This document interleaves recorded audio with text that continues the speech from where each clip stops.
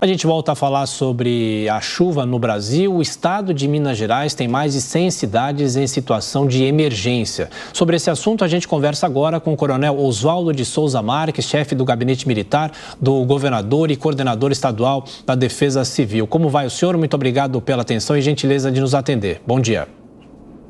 Bom dia, Tiago. Bom dia, Adriano. É um prazer aqui estar na Jovem Pan para poder falar um pouco sobre as chuvas e as medidas de autoproteção em Minas Gerais. Aliás, qual que é a dimensão da chuva no estado? Porque a gente vem falando mais sobre as chuvas no sul do Brasil, outros estados que também vêm sofrendo com as tempestades, mas no caso de Minas, qual é a dimensão, a situação nesse momento? Nós tivemos a influência de uma zona de convergência do Atlântico Sul, é um evento meteorológico, e ele atingiu todo o estado de Minas Gerais. Então, em determinado momento, todo o estado havia o evento chuvoso de uma forma pluviométrica diversa, aumentada. O que acontece hoje? Temos hoje 104 cidades em situação de anormalidade, ou seja, aquela cidade que precisa de um apoio para se reestruturar. Não tem nenhuma ainda em situação de calamidade pública, que é uma situação um pouco mais grave, mas temos todas em situação de emergência. Infelizmente, até hoje, tivemos 13 óbitos em Minas Gerais. E estamos com 1.484 desabrigados e 7.370 desalojados.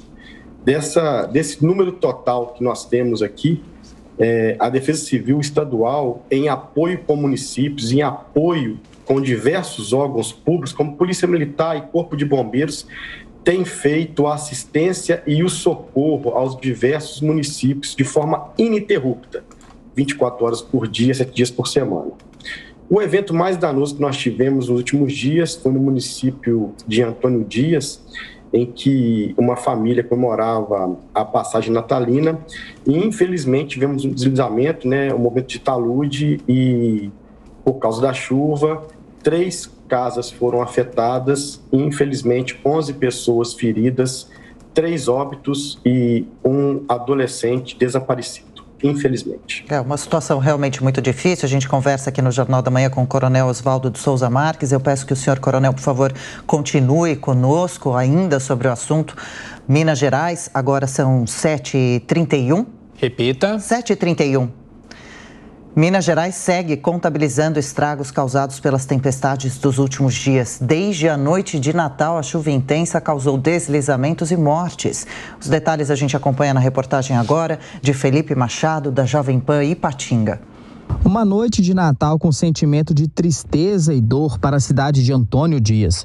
Entre a noite do dia 24 e a madrugada do dia 25, um deslizamento de terra atingiu 4 casas no povoado Vila Carvalho, zona rural da cidade, que fica a pouco mais de 50 quilômetros aqui de Ipatinga. Essas imagens mostram o tamanho da destruição no local. As famílias estavam comemorando o Natal, quando uma forte chuva fez com que uma encosta desabasse e atingisse as residências. Foram quase 2 horas de chuva intensa na região, o que favoreceu o deslizamento. A Defesa Civil Estadual, o Corpo de Bombeiros, a Polícia Militar e voluntários ajudam nas buscas. Segundo os bombeiros, 11 pessoas foram resgatadas com ferimentos e encaminhadas para hospitais da região. 6 pessoas já foram liberadas e 5 ainda seguem internadas, sendo 2 em estado grave. Infelizmente, 3 pessoas morreram e um garoto de 12 anos ainda está desaparecido. As vítimas identificadas até agora são as irmãs Marli Custódia dos Santos Batista, de 54 anos, e Aparecida de Fátima Rodrigues, de 51. Elas foram encontradas ainda no domingo. Na manhã desta segunda-feira, os bombeiros encontraram o corpo de uma jovem de 18 anos e retomaram as buscas pelo adolescente de 12. Um gabinete de crise foi montado na cidade para auxiliar as vítimas e o serviço de resgate, como explica o superintendente de gestão de desastres da Defesa Civil de Minas Gerais, o tenente-coronel Carlos Eduardo Lopes.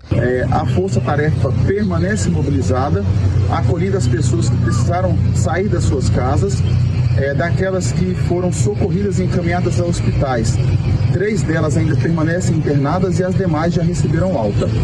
E um outro foco da equipe que se encontra aqui atuando é o restabelecimento das vias que vão permitir o retorno à normalidade na questão de deslocamento, sobretudo naquelas pessoas que precisam acessar as comunidades rurais. Assim que possível, traremos novas informações. De Ipatinga, Minas Gerais, Felipe Machado. E daqui a pouco a gente retoma a entrevista com o coronel, e lembrando que o solo ainda está muito molhado e as previsões não são boas. O estado, assim como outras áreas do Brasil, o estado terá mais chuva nos próximos dias, pelo menos até o dia 2 de janeiro, segundo um alerta que foi dado pela própria Defesa Civil do estado. A chuva deve ocorrer principalmente nas regiões Central, Zona da Mata, Belo Horizonte e na própria região metropolitana, além de Campos das Vertentes, Leste, Sul, Noroeste e no Triângulo Mineiro. A situação é difícil em algumas cidades. A gente vai continuar conversando com o coronel para saber as providências da Defesa Civil aqui na Jovem Pan. 7h34 agora. Repita. São 7h34. A gente segue conversando aqui no Jornal da Manhã, então, com o coronel Oswaldo de Souza Marques sobre a situação de Minas Gerais devido às chuvas. Coronel, há pouco o senhor falava para a gente sobre mortes registradas devido a essa catástrofe. O senhor poderia reconfirmar os dados? Quantas pessoas morreram devido às chuvas dos últimos dias? Alguém ainda é procurado? E qual a orientação para as famílias que, no momento, estão desalojadas ou desabrigadas? Adriana, infelizmente tivemos 13 óbitos. Em Antônio Dias, nós temos ainda as buscas realizadas pelo Corpo de Bombeiros Militar de Minas Gerais de uma adolescente, um rapaz de 12 anos.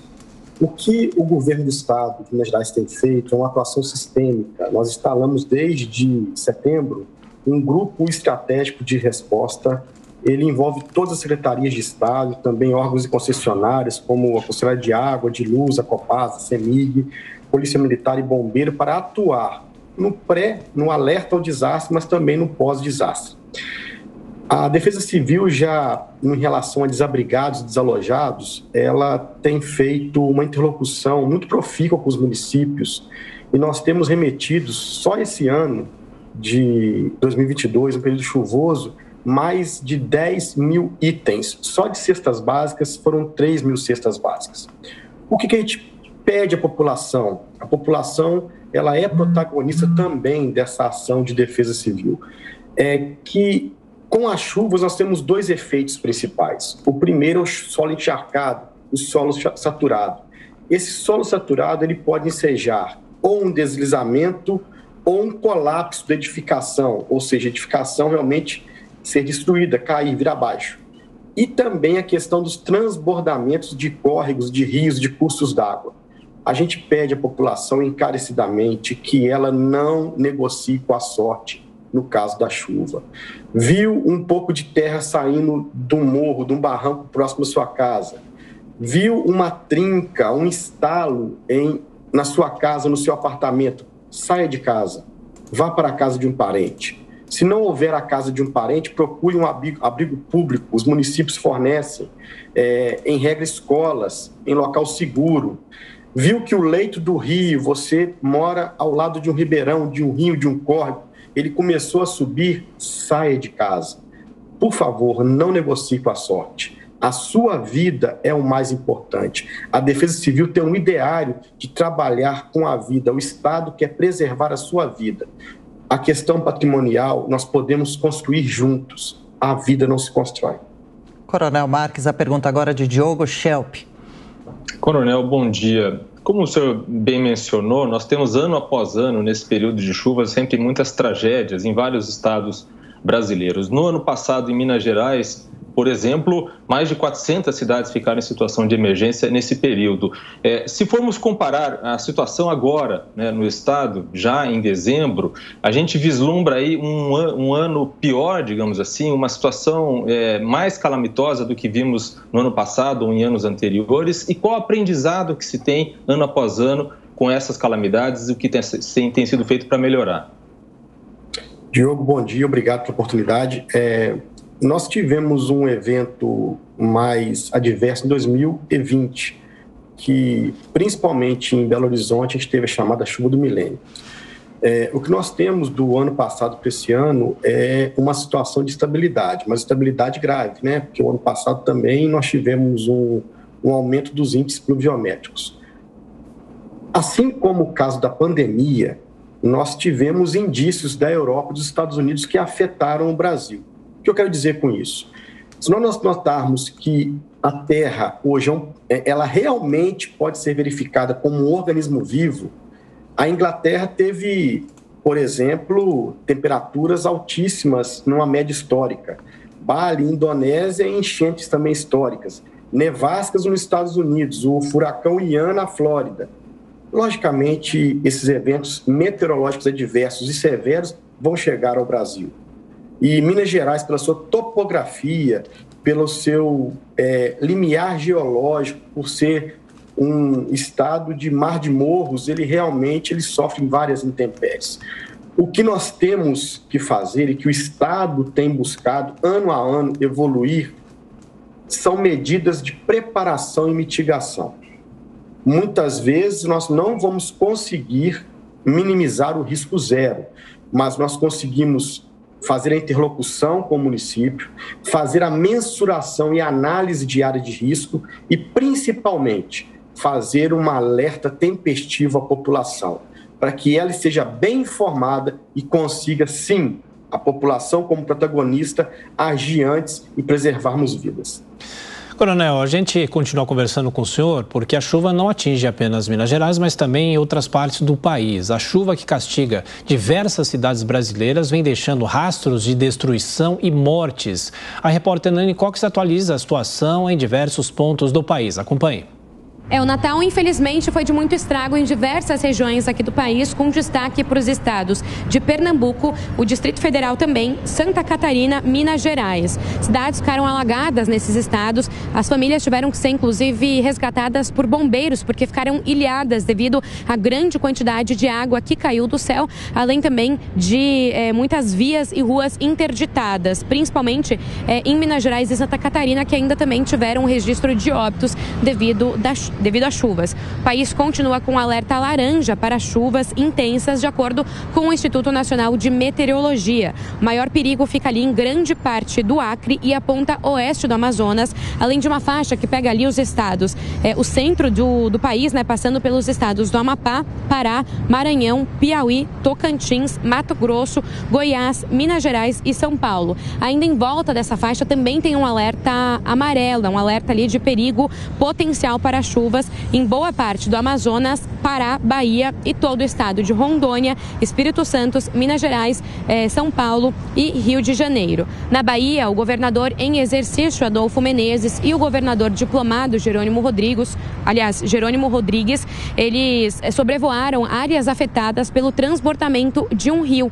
O governador em exercício, Adolfo Menezes, deu alguns detalhes das ações que foram feitas nesta segunda-feira. Estou aqui com o governador eleito, secretários acabamos de ter uma reunião com 18 prefeitos desses municípios, os mais atingidos de forma virtual, todos nós imbuídos de tentar, nesse primeiro momento, ser solidário e que não deixa aí faltar nada através do governo, os principais itens, como remédio, como alimento e água tratada. Isso nós estamos fazendo. Aqui em São Paulo, a chuva deu uma trégua nesta segunda-feira e alguns lugares até tiveram sol, como aqui na região litoral, que teve ali um sol e umas temperaturas altas típicas do verão de até 28 graus Celsius. A expectativa aqui para o estado é de chuva agora, principalmente em Sorocaba e Campinas, que devem ter um acumulado aí de 165 milímetros de chuva, mas que vai ser abaixo do que será visto em Minas Gerais e também no Espírito Santo. Em Minas, a Defesa Civil informou que mais de 7 mil pessoas estão desalojadas,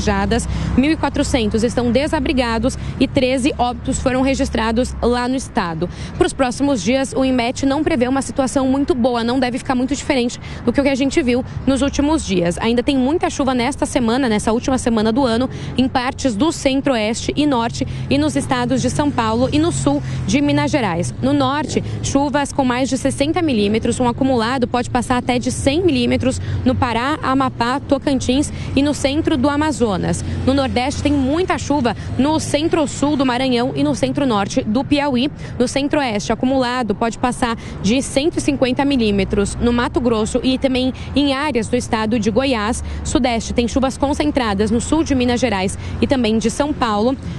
Na região sul deve ter o menor acumulado de chuva, mas atenção para a passagem de um sistema frontal por lá que deve dar bastante chuva agora no começo da semana e o restante deve ter um tempo um pouco mais seco. No leste do Nordeste, nos estados de Roraima e também do Rio Grande do Sul, o tempo fica mais seco nesta última semana do ano de 2022. A gente vai continuar monitorando toda a situação das chuvas aqui no país e a qualquer momento volta aqui na programação. Eu volto com vocês nos estúdios. É isso, a gente continua com o coordenador da Defesa Civil de Minas, o Coronel Oswaldo de Souza Marques, gentilmente nos atendendo. Coronel, a gente sabe que todo fim de ano e começo do ano principalmente são períodos muito difíceis para o Brasil por causa da chuva. A gente se lembra da tragédia da região serrana do Rio de Janeiro em 2011 e nesse ano tivemos a tragédia em Petrópolis também. Eu pergunto, pela longa experiência que o senhor tem nessa área, já é possível ter medidas para amenizar o impacto dessa catástrofe que muitas vezes acontece aqui no Brasil, para se retirar famílias de áreas que são invadidas? Qual é o panorama dessa situação no Brasil nesse momento?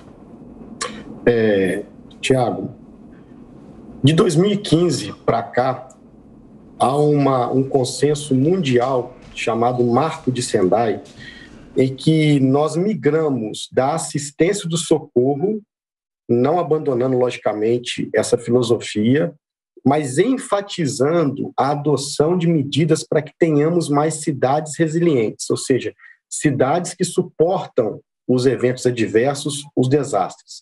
E essa filosofia, inclusive, ela é divulgada, ela é incentivada pela ONU. Nós temos no Brasil, como signatário da ONU, e as defesas civis em seus 3 níveis, federal, estaduais e municipais, buscados medidas para que essas cidades realmente sejam resilientes. E o primeiro passo para que isso aconteça é que nós tenhamos nos municípios um mapeamento e a contingência dessas áreas de risco. Só que é um trabalho também de sensibilização do cidadão.